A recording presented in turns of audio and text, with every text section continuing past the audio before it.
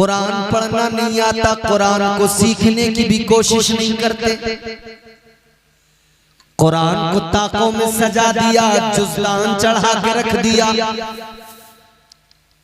या एक खूबसूरत सी अलमारी बनाई और उसमें रख दिया बेहतरीन तरीके से कि अब लोग देखें कि इनके घर में कुरान है।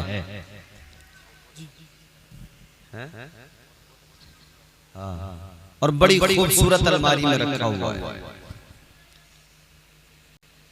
कुरान खूबसूरत अलमारी में रखो, अच्छी बात है, मगर रखा ही मत रहने दो। रोज निकाल के रोज तिलावत करो, क्योंकि ये कुरान है, अल्लाह का इसके ताल्लुक से फरमान है। अल्लाह ने फरमाया नज़्ज़लना अलैकल किताब तिबयानन लिकुल्लि शैइन हुदन व रहमतन व बुशरा लिल मुस्लिमीन।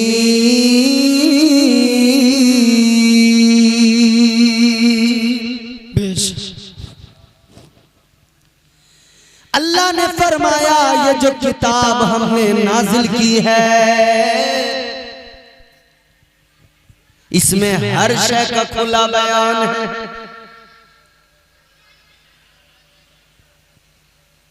अरे बच्चों तुम मानोगे नहीं रहे,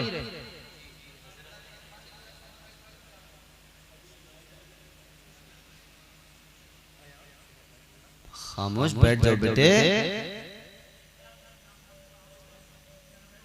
आराम से बैठो। अगर बैठ सकते हो, नहीं बैठ सकते तो बेटे तुम चले जाओ, रात हो रही, जाके सोना घर पर।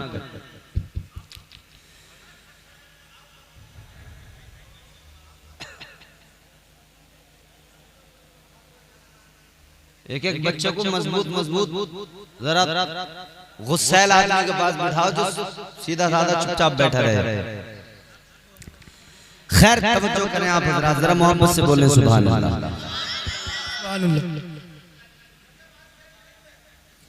अल्लाह ताला ने फरमाया कुरान में हर शय का खुला बयान है, हर शय का खुला बयान है कुरान मजीद।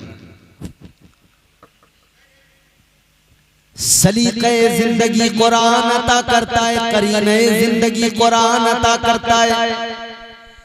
कुरान का इल्म ही वो इल्म है कि जिसके जरिए इंसान की जिंदगी संवर जाती है।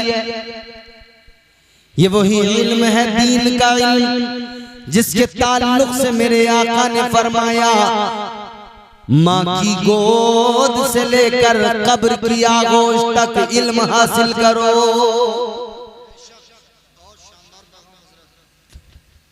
हम तो बस इतना सोचते हैं कि भाई हम तो बड़े हो गए,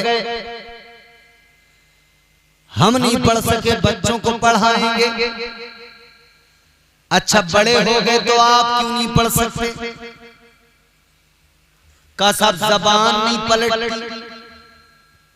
बचपन में पलट जाती है।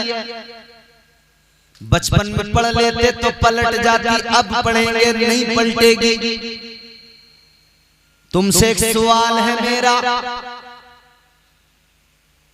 हजरत अबू बकर सिद्दीक जब ईमान लाए उनका बचपन था या जवानी?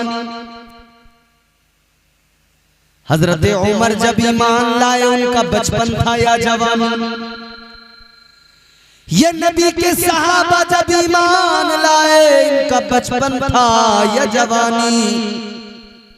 कोई भी बच्चा नहीं था, कुरान नाजिल हो रहा था, ये पढ़ रहे थे, सीख रहे थे। तो इनका कुरान सीखना बताता है किसी भी उम्र में कुरान बंदा सीखना चाहे वो जरा सी कोशिश करेगा, उसका वो जरा सी मेहनत करेगा, अल्लाह का कुरान, अल्लाह का कलाम खुद ब खुद उसकी जबान को मिठास अता कर देगा।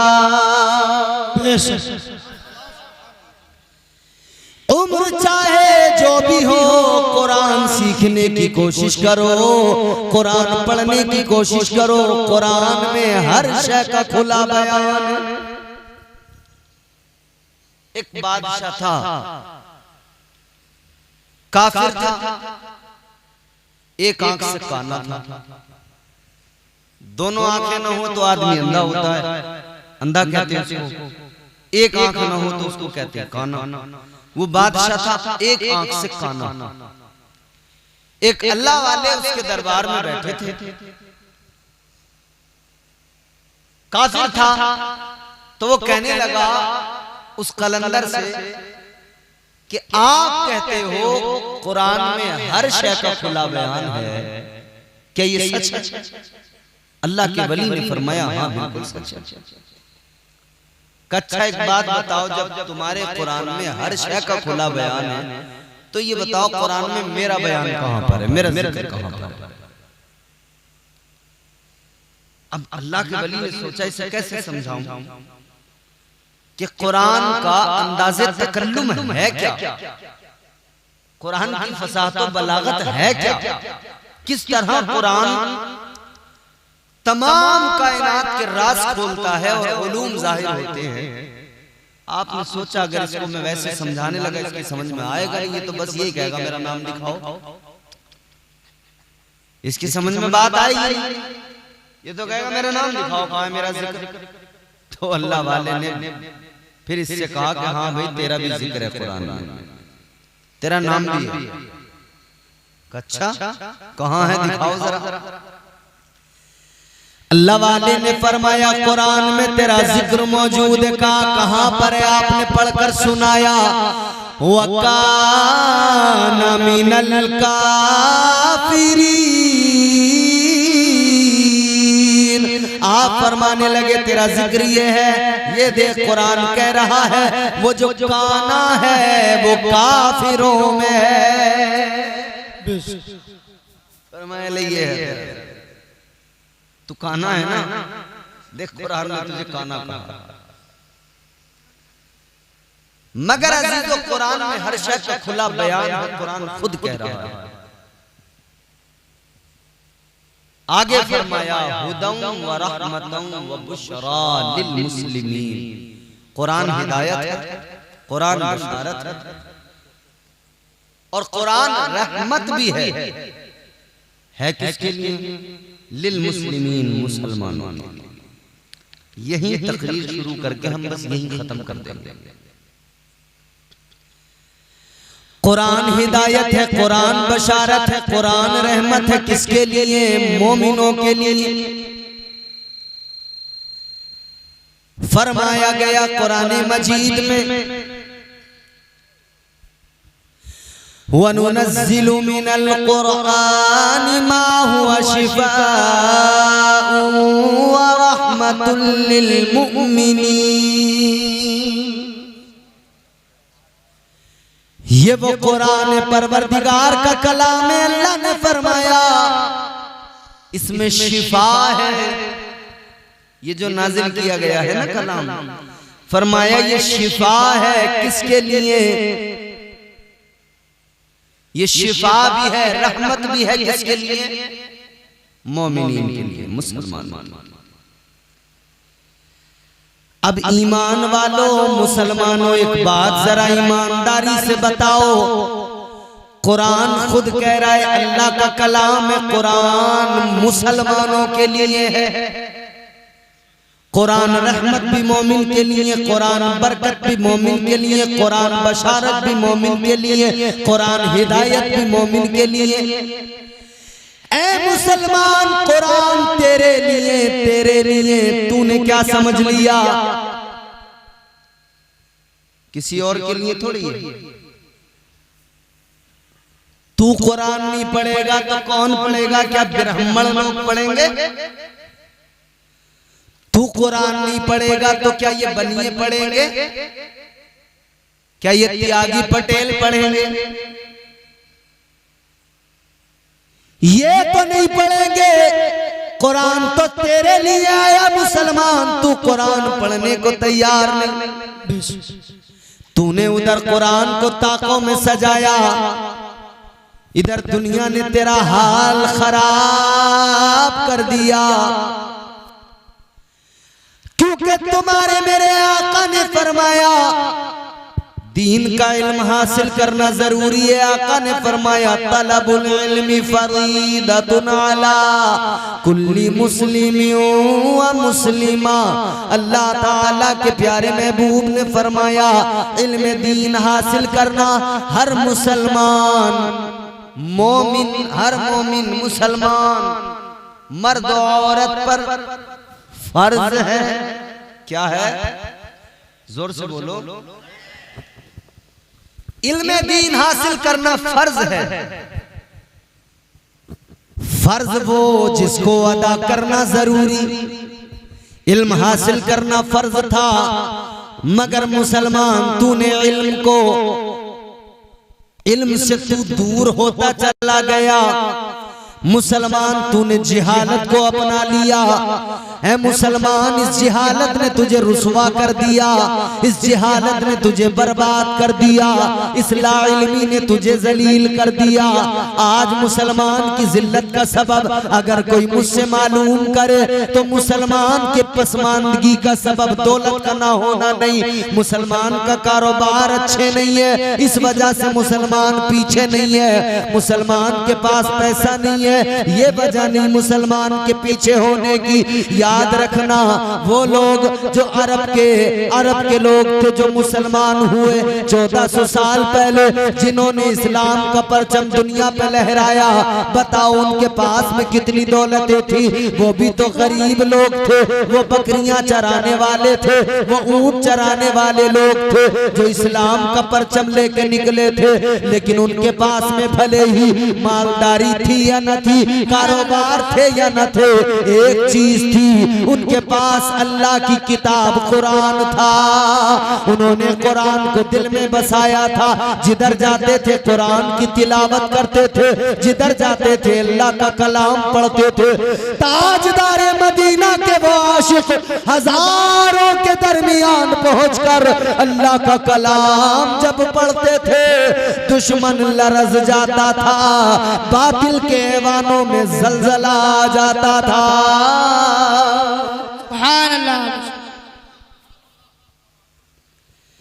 वो लाखों के दरमियान अकेले जाके कुरान पढ़ते थे। आज तुम्हारे मेरे घर में कई अफराद हैं मगर कुरान पढ़ने वाला कोई नहीं। सुबह हो जाती है, हमारे घर के जवान सोए पड़े रहते हैं, कुरान हाथ में उठाने वाला कोई नहीं है। अजीब तमाशा है अजीजों, हमने बस इतना सोच लिया कुरान पढ़ना काम इमाम का है। कुरान पढ़ेगा तो मौलवी पढ़ेगा, कुरान पढ़ेगा तो इमाम पढ़ेगा, कुरान पढ़ेगा तो मुदर्रिस पढ़ेगा, कुरान पढ़ेगा तो ये मदरसे में पढ़ने वाला तालिबे इल्म पढ़ेगा। आपने हमने सोच लिया अब हमें पढ़ने की जरूरत क्या है, हमारे मदरसे में पढ़ा जा रहा है, रोज बच्चे पढ़ तो रहे हैं कुरान। याद रखना कुरान वो किताब है, एक जगह पे पढ़ लेना काफी नहीं, बल्कि हर जगह कुरान पढ़ो, जिधर जाओ कुरान पढ़ो। सहरा में, जंगलों में, बयाबान में पढ़ो, मीनार गिर पड़े हैं तो मैदान में पढ़ो। अरे ये बेखबर नुजूमी तुम्हें क्या बताएंगे, कल होने वाला क्या है ये कुरान में पढ़ो। नारे तकबीर, नारे रिसालत, मसलके आला हजरत उलमाए अहले सुन्नत हजरत अल्लामा मौलाना कारी इम्तियाज बरकाती साहिब क़िबला। नारे तकबीर, नारे रिसालत। हमारे घरों में कलाकार पैदा होने लगे, हमारे घरों में सिंगर पैदा होने लगे, हमारे घरों में डांसर पैदा होने लगे, हमारे घरों में एक्टर पैदा होने लगे। ऐ मेरे अजीजों, अपने घरों में ये डांसर कलाकार पैदा न करो, अपने घरों में वही सलाहुद्दीन अय्यूबी जैसे इस्लाम के बहादुर मुजाहिद पैदा करो। वो मुजाहिद पैदा करो जिन्होंने बैतुल मुक़द्दस को फतह किया और यहूदियों को चने चबा दिए, यहूदियों की हालत खराब हो गई, वो पैदा करो। मगर आज क्या करें हम, हमारा जवान यहूदियों का गुलाम बन गया, हम कौन कौन सा रोना रोए, हमारे घरों में यहूदियों की तालीम, यहूदियों का सब मामला आ गया। हमारे घरों में पिज्जा आया, यहूदियों ने भेजा। खाने पीने की चीजों से लेकर पहनने ओढ़ने की चीजों तक तमाम चीजें यहूदियों की घरों के अंदर। आज टेक्नोलॉजी अपने उरूज पर है, हम हर किसी के हाथ में मोबाइल देखते हैं। टेक्नोलॉजी, मोबाइल, कंप्यूटर, सब कुछ डिजिटल होने लगा। ये पुराने बुजुर्ग जो बैठे हैं, क्या आप लोगों ने कभी उस वक्त में ये तसव्वुर किया था कि दुकान पे कोई चीज खरीदने जाएंगे और उसे उसके बदले पैसे नहीं देने पड़ेंगे, बस मोबाइल से कुछ नंबर उसके मोबाइल में भेज दिए जाएंगे और काम हो जाएगा? भाई यही तो हो रहा है। डिजिटल करेंसी क्या है? आप अपने मोबाइल से कुछ नंबर दूसरे के मोबाइल में भेजते हैं। आपने जैसे 10 रुपए की चीज खरीदी, आपने 10 लिखा, 1 0 10 नंबर लिखा, उसके नंबर पे भेज दिया। हाथ से लेन देन कुछ नहीं हुआ, डिजिटल हो गया। इन लोगों के लिए ये बड़ी अजीब सी बात थी उस दौर के लिहाज से कि इन्होंने उस दौर में ये सब तसव्वुर नहीं किया था, लेकिन ये सब देख लिया, सामने आया, तो इन्होंने कहा भाई ऐसा भी हो सकता है। लेकिन इस दौर में जो पैदा हो रहे हैं वो इसे देख रहे हैं। अब अगले 50 साल, 60 साल, 70 साल के बाद में फिर टेक्नोलॉजी को और बढ़ता हुआ जब ये नई नस्ल देखेगी और हम लोग देखेंगे, तो इसके ऊपर के लेवल की जब टेक्नोलॉजी होगी तो हम हैरान होंगे ये क्या हो रहा है। क्या ऐसा भी हो सकता था? जब टेलीफोन पर तार के जरिए बात होती थी, समझ में आता था चलो भाई तार में जा रही है तरंगे, अब तो कोई तार नहीं, कुछ नहीं, बात हो रही है बराबर। टेक्नोलॉजी, सारी दुनिया सारा जोर टेक्नोलॉजी पे लगा रही है, मगर मुसलमान याद रख, तुझे टेक्नोलॉजी पे जोर लगाना चाहिए जितना लगा, मगर सबसे पहले जोर तू अपने दीन पे, अपने मसलक पे, अपने ईमान पे लगा। सबसे ज्यादा जोर तो कुरान पढ़ने पे लगा। कुरान पढ़ेगा, सारी टेक्नोलॉजी तुझे कुरान दे देगा। और ये भी याद रख ले, टेक्नोलॉजी एक दिन आएगा सारी बर्बाद हो जाएगी, क्योंकि तुम्हारे मेरे आका का फरमान है मलहमतुल कुबरा, जो ये हुजूर ने फरमाया ना, सारी दुनिया आपस में लड़ेगी, इतनी जंगो जदल का माहौल होगा, आपस में लड़ झगड़ के अपनी सारी टेक्नोलॉजी को ये लोग बर्बाद कर डालेंगे। न्यूक्लियर पावर जो मुल्क बने हुए हैं, अपने न्यूक्लियर हथियार इस्तेमाल करेंगे, बम इस्तेमाल करेंगे, एक दूसरे से लड़ झगड़ कर सब कुछ खत्म कर लेंगे, सब तबाह हो जाएगा। फिर दौर वही आएगा, वो पुराना दौर, फिर जंग होगी तो पुराने दौर पे तलवारों के साथ होगी, फिर वही जंग। और याद रखना, अभी ये दुनिया लड़ती है, लड़ने दो इसे, लड़ झगड़ने दो, मगर एक वक्त आएगा कि फिर इस्लाम पूरी दुनिया पे गालिब आएगा, सारी दुनिया पे इस्लाम ही गालिब आएगा। अजीजाने गिरामीउल कद्र, जरा गौर फरमाइए, तो सबसे ज्यादा जोर हमें किस बात पे देना है? कुरान पे देना है, क्योंकि टेक्नोलॉजी तो खत्म हो जाएगी, कुरान बाकी रहेगा। ये सारे आलात खत्म हो जाएंगे, अल्लाह का कलाम बाकी रहेगा। जो बाकी रहेगा उस पे ज्यादा जोर लगाओ। अपने घरों में पैदा कर, हम अपने घरों में अपने बच्चों की तरबियत करें। क्या? कुरान उनके हाथों में पकड़ाएं, कुरान सिखाएं। और कुरान पढ़ने से इस्लाम की मोहब्बत दिल में बढ़ती है, पैगंबर इस्लाम की मोहब्बत दिल में बढ़ती है। आज ये जो इधर उधर से लोग मुसलमानों पे तंज और तनकीदें करते हैं, आज जो लोग मुसलमानों पर अंगुष्ठ नुमाई करते हैं, आज जो दुनिया मुसलमान को कमतर समझ रही है, वजह क्या है? आज हमारा ईमान कमजोर है, कल भी हमारा हाल ये था, दौलत नहीं थी हमारे पास में, मगर बड़े बड़े शहंशाह, बड़े बड़े ताकतवर बादशाह घबराते थे। अकेले हजरत उमर का नाम सुनकर कैसर व किसरा में लर्जा पैदा हो जाता था, दुश्मन थर्राते थे। आज क्या हुआ? जिसके जी में जो आए वो भौंकने लगता है, जिसके जी में जो आए वो वही बकवास करने लगता है। वजह क्या है? आज हमारे घरों से कुरान क्या रुखसत हुआ, हमारा ईमान कमजोर हो गया। आज हमारे मदरसे भी कमजोर हुए, क्योंकि हमने दीन को बस इतना सा जाना, इतना सा समझा कि हाँ भाई ठीक है हम मुसलमान हैं, ये थोड़े थोड़े काम हमें करने हैं, मदरसा जिस तरह से भी चले बस चला लो, इमाम को थोड़ी बहुत तनख्वाह दे के काम चलाओ, नमाज होती रहे।